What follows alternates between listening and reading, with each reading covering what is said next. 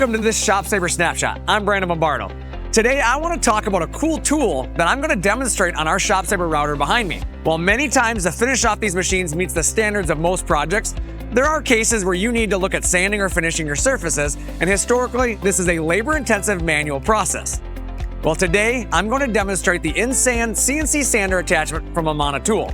Unlike traditional sanding, this tool uses spring-loaded systems to apply consistent pressure while following the surface of your already flattened material, giving you a smooth, even finish. The best part? The machine's doing all the work.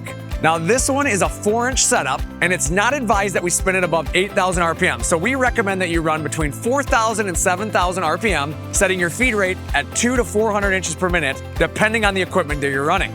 Your sanding pressure will be controlled by the depth of cut, not the spindle force, so be sure that you set your depth plunge at under 1/10 of an inch. And it's very important that you keep your RPM within that manufacturer's spec to avoid damage or risk of injury. So if it's time to take your finish work to the next level right from your CNC, it's time to order one of these tools. And you can do so through our parts department or add it to your order when you order your new ShopSabre machine. Thanks for watching this ShopSabre Snapshot. I'm Brandon Bombardo, and I'll see you in the next one.